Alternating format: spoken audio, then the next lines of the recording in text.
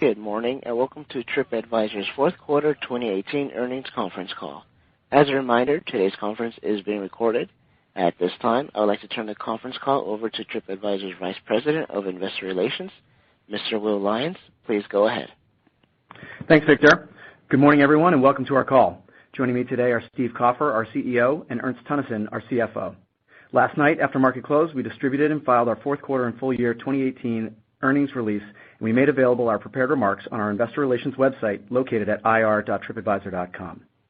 In the release, you will find reconciliations of non-GAAP financial measures to the most comparable GAAP financial measures discussed on this call. You will also find supplemental financial information, which includes certain non-GAAP financial measures discussed on this call, as well as other performance metrics. Before we begin, I'd like to remind you that this call may contain estimates and other forward-looking statements that represent management's views as of today, February 13th, 2019. TripAdvisor disclaims any obligation to update these statements to reflect future events or circumstances. Please refer to our earnings release as well as our filings with the SEC for information concerning factors that could cause actual results to differ materially from these forward-looking statements. Now here's Steve, who will share a few thoughts before we open the call up to your questions. Thank you, Will, and good morning, everyone.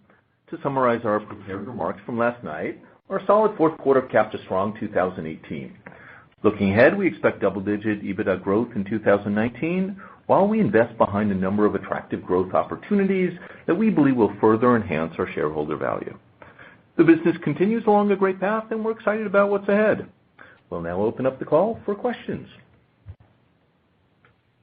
Ladies and gentlemen, if you have any questions at this time, please press star, then the number 1 key on your telephone keypad. If your question has been answered or you wish to move yourself from the queue, please press the pound key. Once again, that's star 1 for questions, star 1. And our first question comes from the line of Deepak Mathivanan from Barclays. You may begin. Hey, guys. Thanks for taking the questions. So first, CPC revenues grew for the first time in several quarters, and you noted in the letter that you have a lot of work to do still to achieve sustainable growth in this business. I understand that strategic decisions by OTA partners is out of your control, but what are some of the things that you're doing from product and operational standpoint that will help this business in 2019? And then the second question, you've had the new user experience with the feed content for a few months now. Can you share what you're seeing in terms of typical engagement under this? Is it in some way impacting either positively or negatively the KPIs at this time? Thank you so much. Sure, Deepak, this is Steve. Thanks for the questions.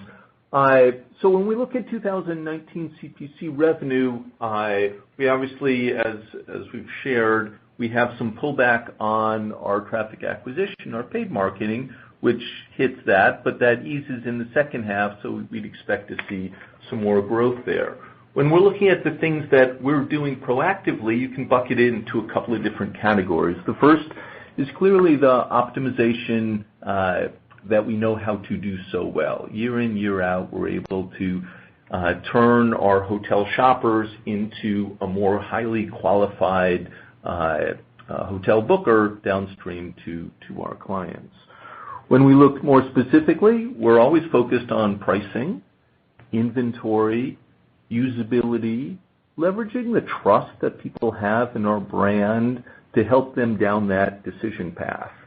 I can then reference the new TripAdvisor as providing some additional what we call decision support, because when a brand or an influencer or your friend is suggesting, hey, you might want to stay in this particular hotel, that's another way that we can get that individual, that traveler, to make that final decision and book the hotel essentially on someone's recommendation. All of those steps help to provide the user or traveler with more confidence that they're booking the hotel that's right for them, and therefore when we send them downstream to our clients, the booking rates increase. So we've been sending more referrals, more of these clicks downstream, and the CPCs would indicate that we're sending quite high quality traffic. Then when you look at kind of the rest of the hotel auction, I'd be remiss if I didn't mention our sponsored placement product, simply because that's helping to monetize our more up-funnel traffic. Folks that really aren't ready to book yet right now, but want to get, but can be swayed into the right hotel, and that's something that our hotel partners are obviously always very interested in. So the short version of the 2019 How to Improve CPC Revenue is more of the same, which has been quite effective on the optimization front, leveraging the trust, leveraging the pricing, leveraging the inventory that we have, which we have clearly amazing capabilities there, and driving our traveler through the life cycle so that they're using our hotel product as well. To question 2, the new TripAdvisor, I kind of want to remind folks, yes, you have a travel feed, but you also have our new Trips product. You have a bunch of other components of the new TripAdvisor, and we're really pleased with the launch. First, the KPIs, things like member growth, have improved. And then the concern that was natural to have about, hey, was it taking people away from the shopping experience, as we had tested it and as we rolled it out, did not materialize. So we're happy with what we have. I want to set expectations, of course, that it is a foundational change. We have the world's richest, largest community of travelers around the globe. We view that as a tremendous asset that TripAdvisor uniquely has in the travel ecosystem, and we want to leverage that to help travelers have an amazing trip. Inspiration, getting input, getting inspiring articles, videos, blog posts by those you trust, the brands and people that you follow. We feel that that's valuable to the travel experience. We're uniquely positioned to do it, and we've built the foundation and rolled it out now. Carrying those recommendations down to the individual hotels, restaurants, attractions, we're in progress. We've done some of it, not nearly as much as we expect to. Helping people plan their entire trip using our itinerary, leveraging all the things that you can do on TripAdvisor so that it's not just a hotel search and then a flight search and then an attraction search, but you're pulling together a full package. That's the beauty of the new TripAdvisor, and that's how we're leveraging something that we think we can uniquely provide across the travel ecosystem. So no negative impact on any of the KPIs that we watch. Modest positives on things like member growth and how those members who are now following are socially active. They come back more frequently, which is nice. But I'd also remind folks, foundational and still it's mostly just on the home page. So a lot of our travelers still will be coming in directly to a city, and they may or may not notice a whole lot of the new TripAdvisor. And that's our opportunity ahead to bring that to them and capitalize on the benefits as we continue to improve them. Great. Thanks, Steve. Thank you. Thank you. And our next question comes from the line of Lloyd Walmsley from Deutsche Bank. You may begin. Thank you. 2, if I can. I guess first, just following up on Deepak's question, can you give us a sense for looking at kind of hotel shopper growth in 4Q and the outlook for the first half? Are you seeing any changes in the auction worth flagging? Or are you seeing any impact on SEO, maybe similar to what Expedia mentioned on HomeAway? Or is the outlook primarily a function of just slowing marketing spend or deprecating smarter travel? And then the second one, on the non-hotel business, growth looked really strong in 4Q across revenue and bookings. Sounds like you're planning to make some big investments there. Do you think this can drive acceleration in revenue in kind of attractions and restaurants from 18 levels? And you've also mentioned the potential to resegment. Is some of that to give us more visibility into those businesses within non-hotel? Yeah, Lloyd, hi. Good morning. This is Ernst. To start with your first question, which is hotel-oriented, I'll take that first. So the Q1, the half one versus half two comments that we made are really a strong function of lapping the marketing pullbacks that we started last year, and so we're most intense in half two. So if we look at half one, we still haven't fully lapped that, and it's going to have a continued negative impact on hotel shoppers, but a very positive impact on profitability. In the second half, that is easing, and that is going to have an easing impact on our ability to grow hotel shoppers. So that is really the most important impact. I would additionally call out, moving from Q4 to Q1, that Q1 is a tougher comp than last Q4 was if you look at the year before quarters, and we'll have some additional currency headwind in half one and in Q1 as well that we didn't see in Q3 and Q4. But just want to highlight that the marketing pullback is the most important factor in all of this. The question about non-hotel and investment there. Yeah, we've been very pleased with the progress we've made in non-hotel, particularly in our experiences and restaurants sector. And experiences has been a continued building of our platform and capitalizing on our leadership position there. We're investing deeper into that in 2019 because we feel we have a fantastic market opportunity there, ability to drive some real shareholder value by investing rather than cranking up profitability for that business. And so we're very excited about that and believe it'll position us really well. Will that allow us to excel revenue in 2019? Some of these things that we put in place will have a benefit to 2019. Some of them will be a little bit more longer term in orientation. It's building the sales force. It's building the supply. It's building our capabilities, particularly for non-U.S. travelers. But we're very optimistic about what we can achieve in that sector over the long term. And restaurants is another area that has been impressively growing for us in 2018. We expect that to continue into 2019 as well. And that is both on the reservation side with La Fourchette as well as on this new business we've built around advertising for restaurants on TripAdvisor. So we feel good about that. And the resegmenting that we are considering is going to provide you some more visibility. So for 2019, I would say experiences, restaurants don't necessarily factor in an acceleration just yet. Continuing growth rates is what we are looking at, but for the longer term, it will definitely have a strong impact. Okay, and I guess just to follow up, anything you would call out on the hotel side on the auction or in SEO that we should just be mindful of? In terms of the auction, so the Q4 and also the start of the year 2019, we've seen the continued stability in how our partners approach the auction and our behavior of our partners on the auction. So continued stability there.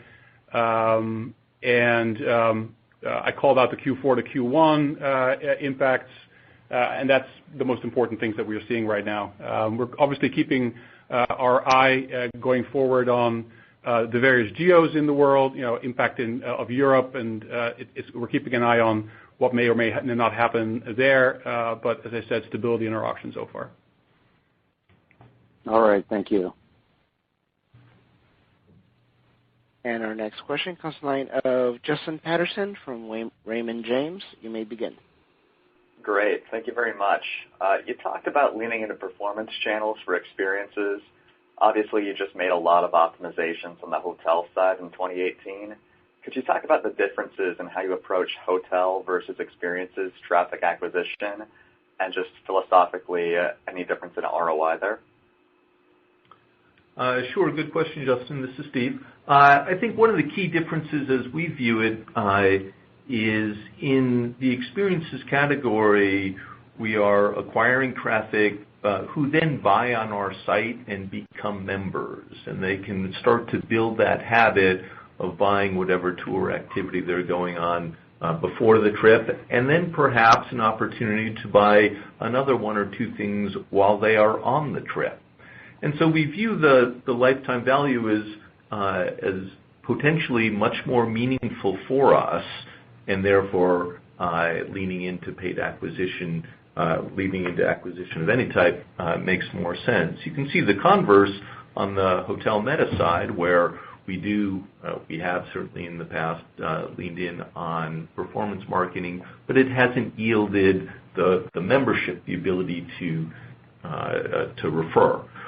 When you also look at the opportunity for experiences, we view ourselves as clearly in the lead in most parts of the world, and it's a great opportunity to build that habit.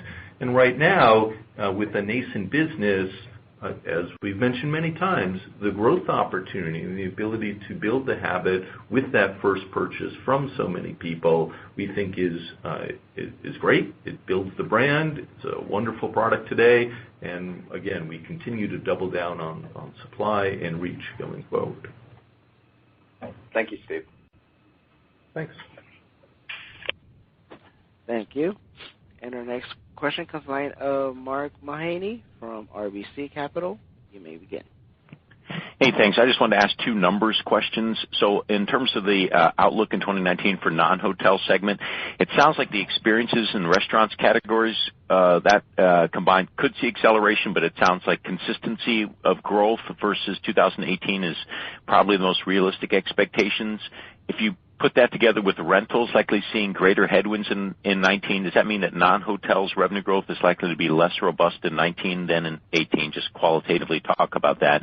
And then secondly, I just draw you out on this double-digit EBITDA growth, that actually could encompass a very broad range. I assume when you say that, you mean kind of low, mid-teens, but can you do more than just talk about double-digit EBITDA growth, quantify that a little bit? Thank you.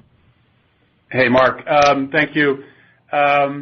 In terms of that, indeed, we're saying we're expecting a deceleration of rentals for the whole non-hotel segment. I would say roughly a similar growth rate as last year. Obviously, rentals weighing, but also rentals being a smaller portion of it.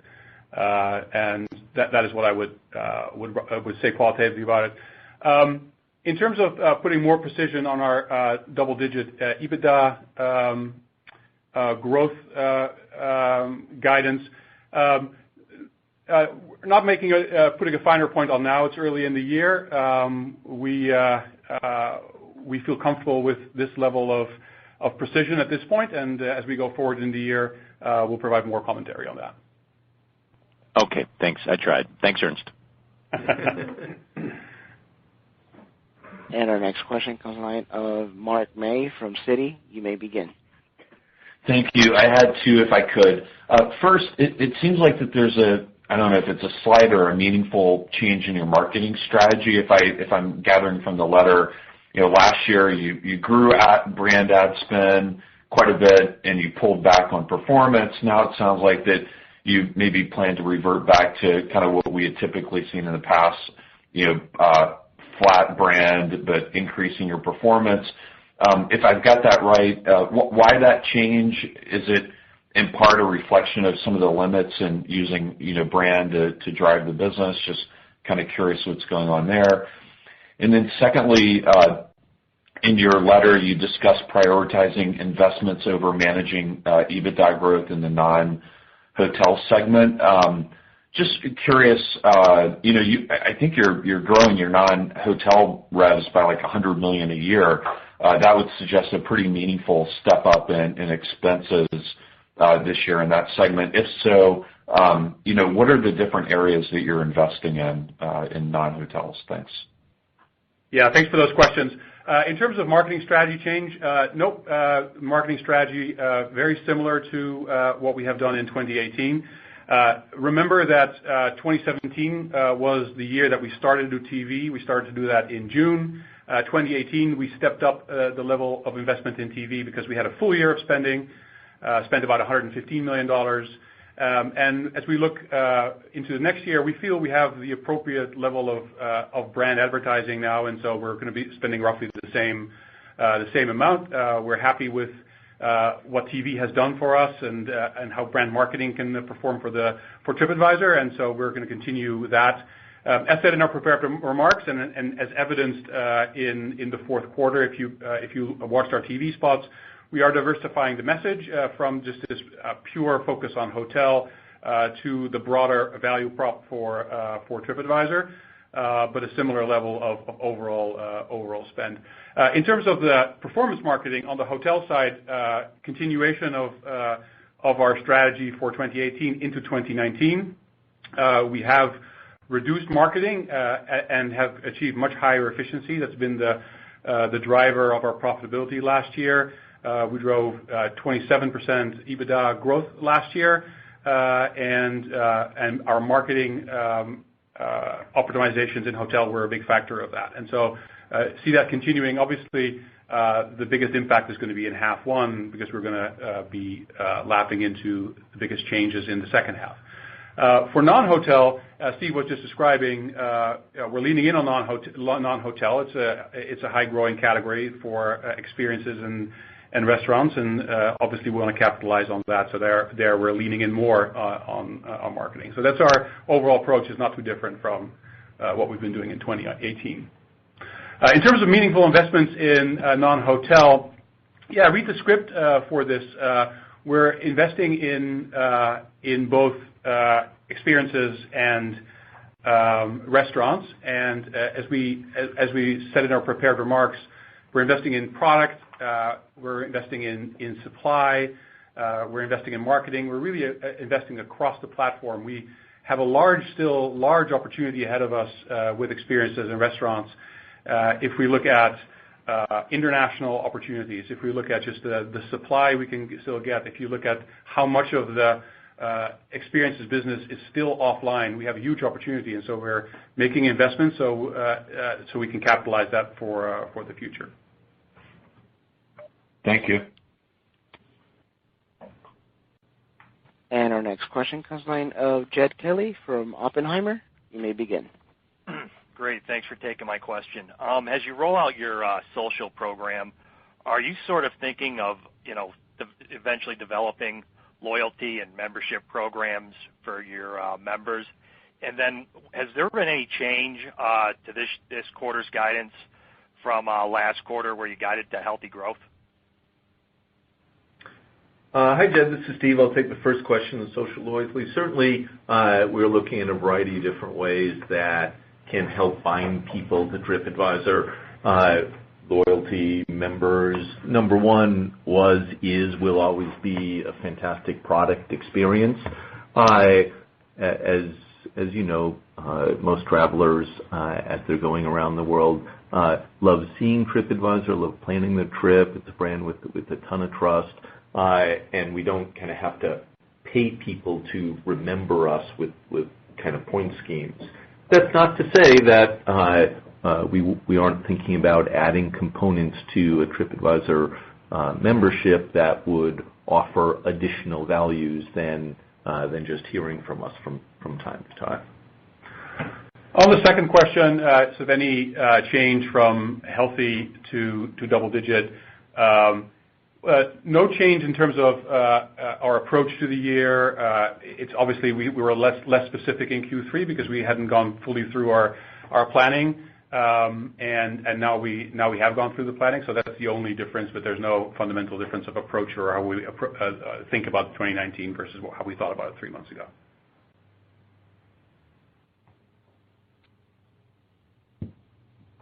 All right, and our next question comes line of Douglas Anmuth from J.P. Morgan. You may begin. Great, thanks for taking the questions. Actually, I have two. Can you provide some additional color just on the recent improvements focused on hotel shopper quality, and then also any feedback that you've gotten from your advertisers on these improvements?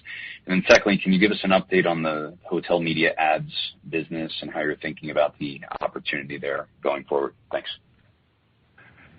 On the hotel shopper quality improvements that we've been able to drive, we have commented on it in Q3, and this quarter we commented on as well. There's the headline number of hotel shoppers, but then underneath that we look at how many shoppers do we pass on to our clients and how well do they convert, and that is obviously an area that we are very focused on because a highly qualified shopper is what we're ultimately after for our partners.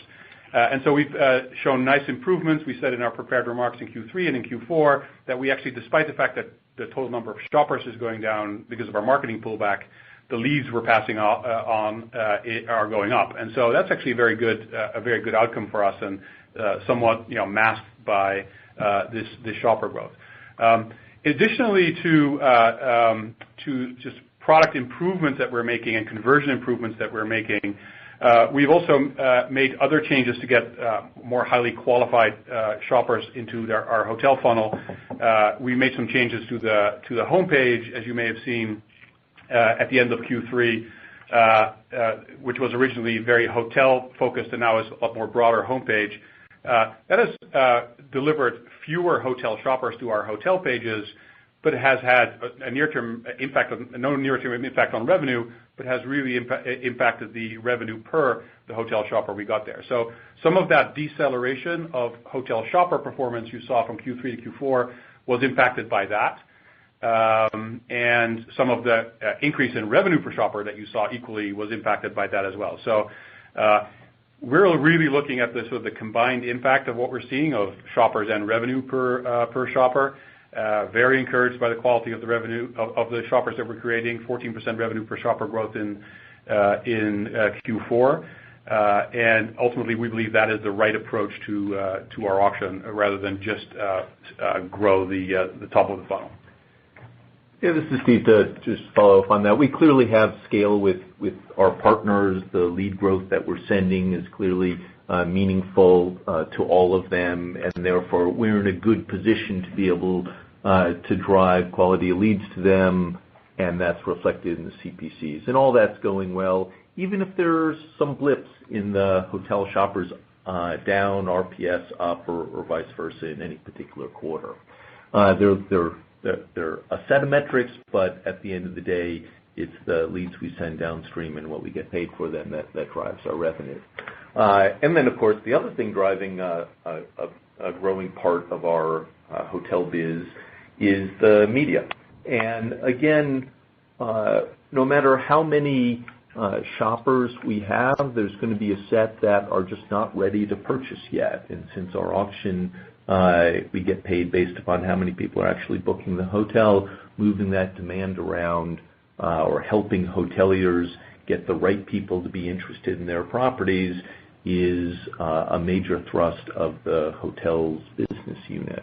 We have sponsored placements. It's getting more and more targeted. It's appearing on more and more pages. We do extensive testing with our travelers, and it's not getting in the way. So it's a very native look and feel advertising unit that's working for hoteliers and working for travelers and growing in scope, and allows us to form more direct relationships with individual hoteliers all around the globe, leveraging the fact that all of our traffic isn't quite ready to book yet. Picking it up a level, we also have close to 500 million unique visitors a month on the TripAdvisor properties. And so you'll see in the coming, and I'll put this out in years, in the coming years, more of a focus from TripAdvisor on growing the overall media business. That is just a lot of eyeballs focused for the most part on travel, and we feel a very good job penetrating the endemic market, travel advertisers, but we think there's a lot of opportunity going beyond that. We're laying the groundwork this year, but I feel confident in setting expectations that the overall media business is a good growth vehicle for TripAdvisor, leveraging the fact that we already have so much traffic. Thank you, Bill. And our next question comes from the line of Kevin Koppelman from Cowen and Company. You may begin. Great, thanks a lot. I had a question on your TV spend for 2019. Can you give us an update of how you're looking at that? You mentioned a similar level of investment. Are you looking to spend around the same amount in 2019 as 2018, or do you mean that you're going to increase that by about $40 million again? Thanks.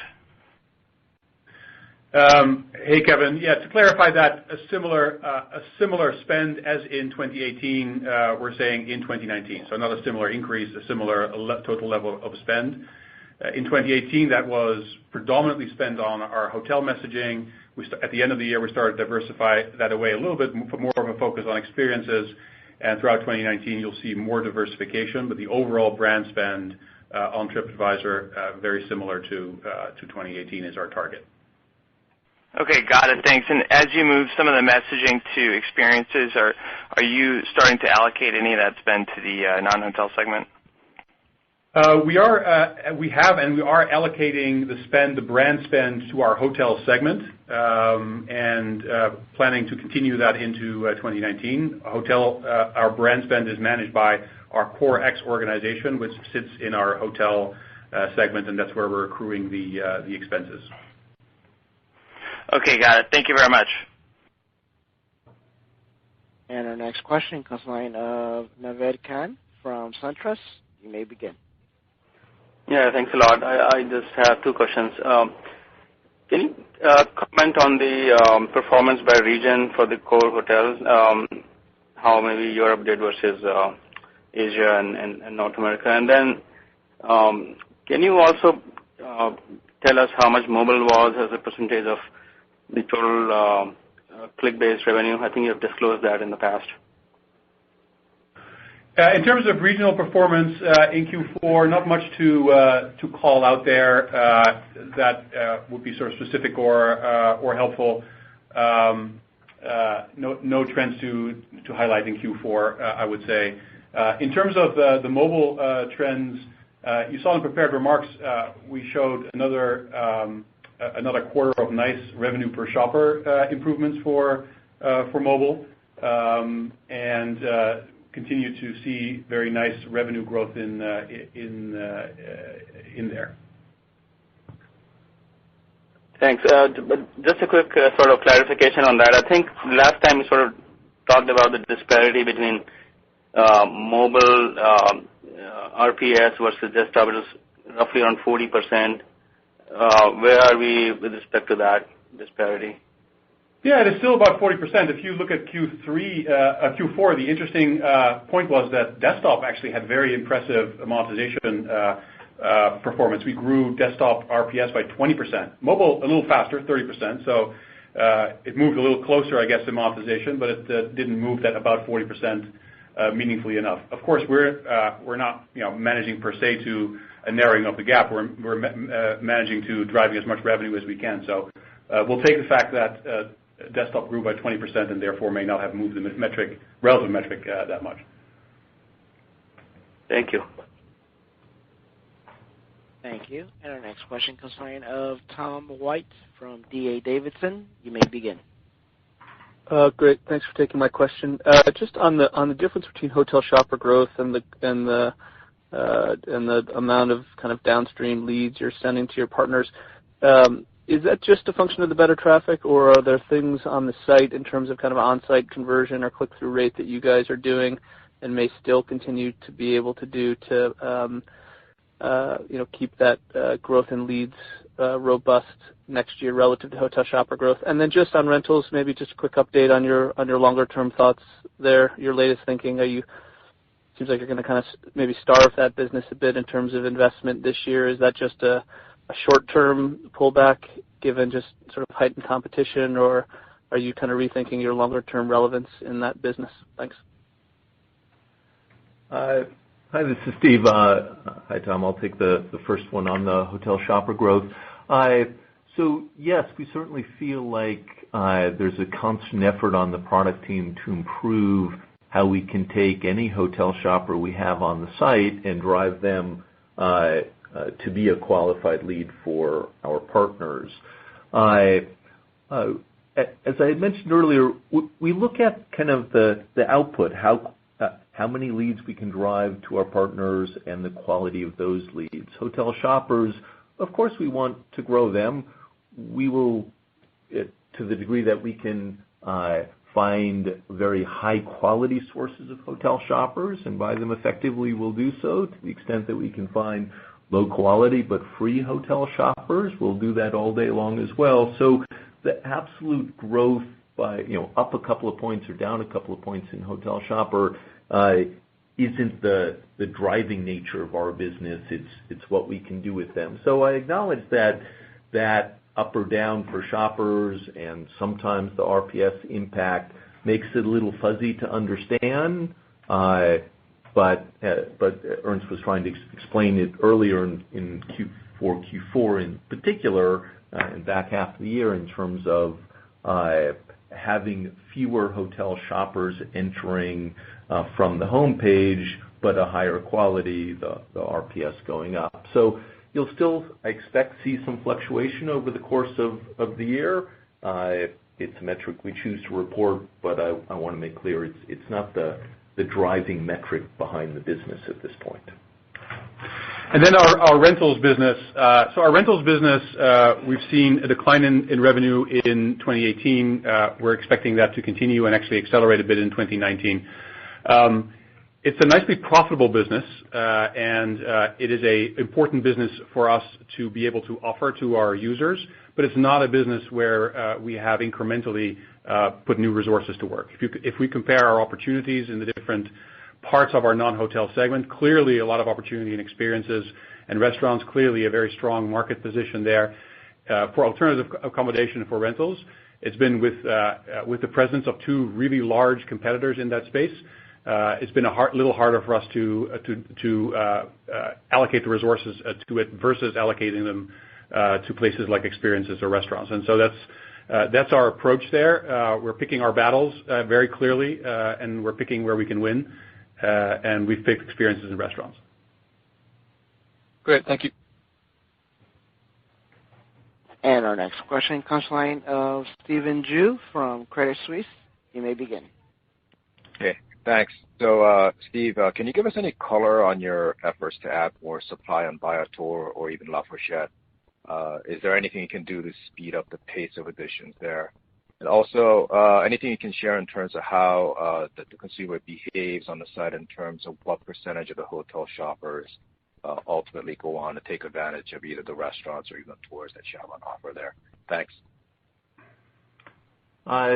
Sure. So I'd say we feel we've been doing a very good job growing supply in 2018 in both restaurants and experiences, and we are preparing for more growth. So I think we have kind of the machine down. We have the technology. It's not as simple in either biz as a simple phone call, want to get connected. There is tech involved in many of the cases, but that's not stopping us. It's not slowing us down, and you should certainly expect additional supply growth in both businesses. To the question of how many hotel shoppers are able to cross over to the other products, I don't have a great answer for you at the moment.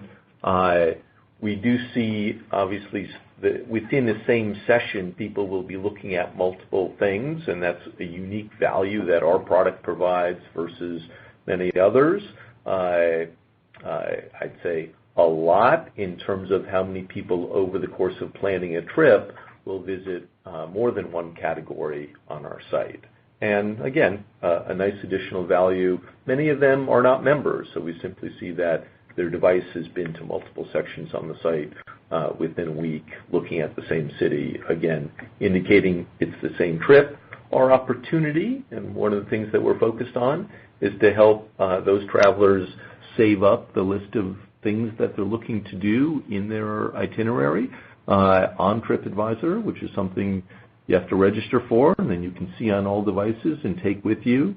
And that's a nice sticky feature that will be improved, that we launched already, and will certainly be improving this coming year in order to drive that loyalty and help more of the crossover shopping behavior that we love to see.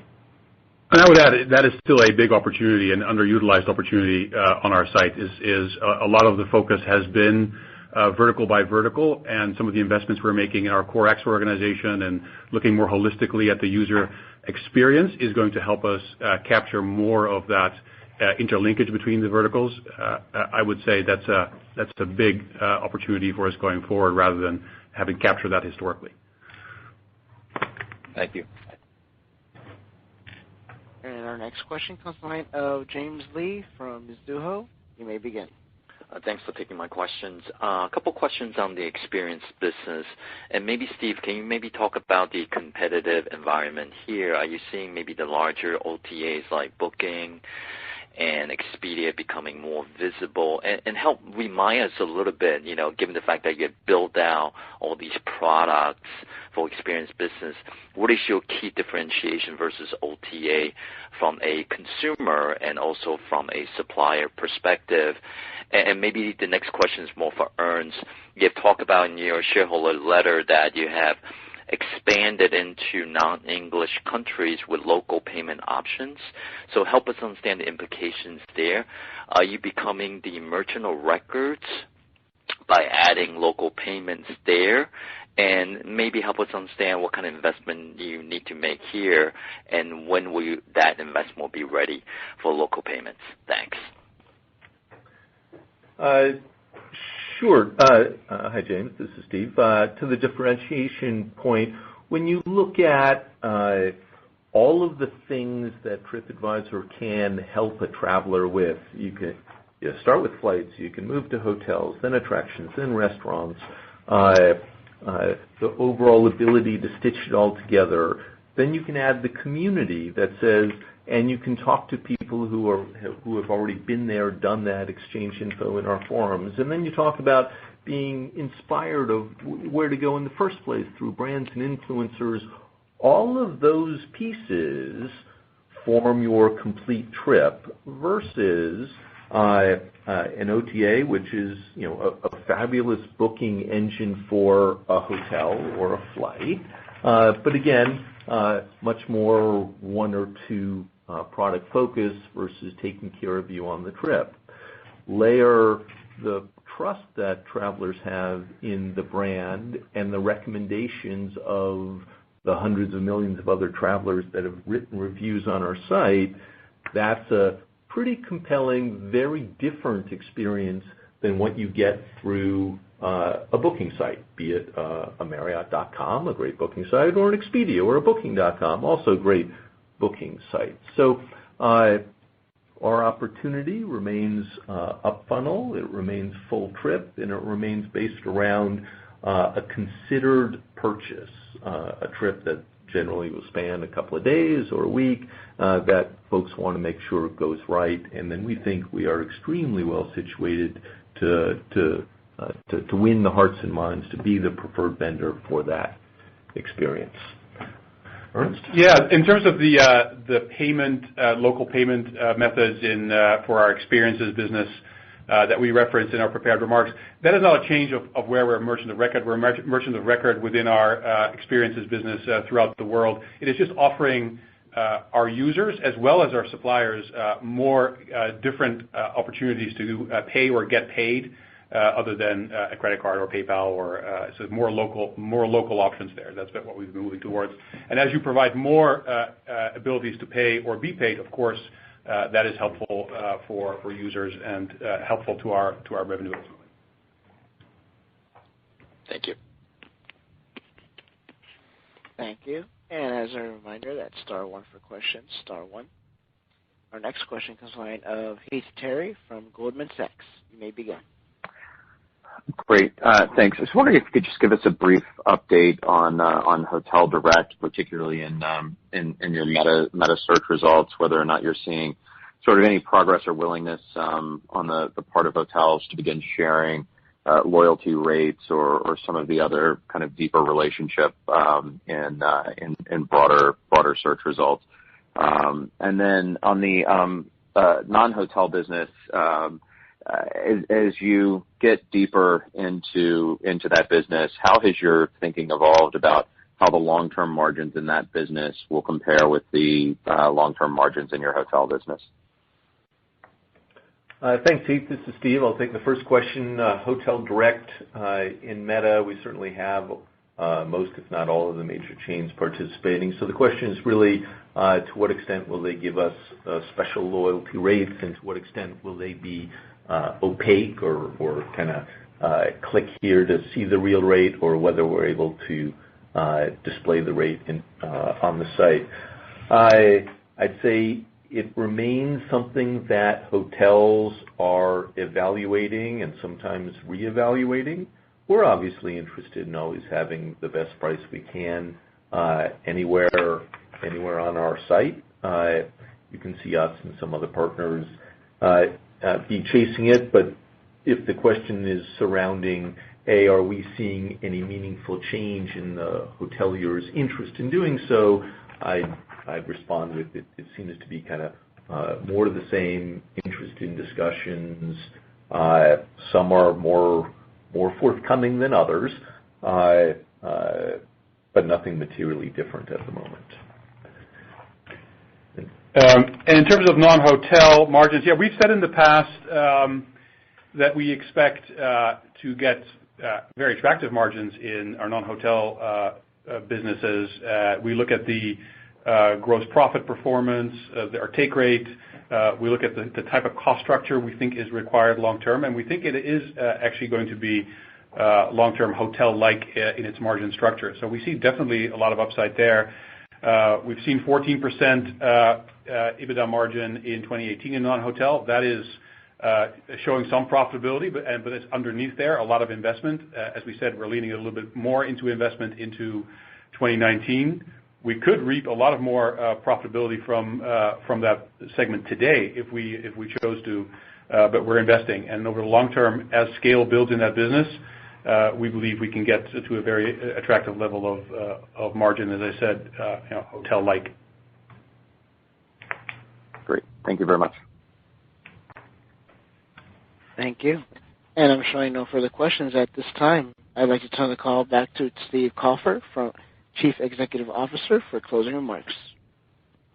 Well, great. Thanks, everyone, for joining the call. I want to thank all of the TripAdvisor Media Group employees around the world for a great 2018. Together, we've put the business on a great trajectory, and we have exciting growth opportunities ahead. I look forward to updating you on our progress next quarter. Thanks, everyone. Ladies and gentlemen, please thank you for participating in today's conference. This does conclude the program, and you may all disconnect. Everyone have a great day.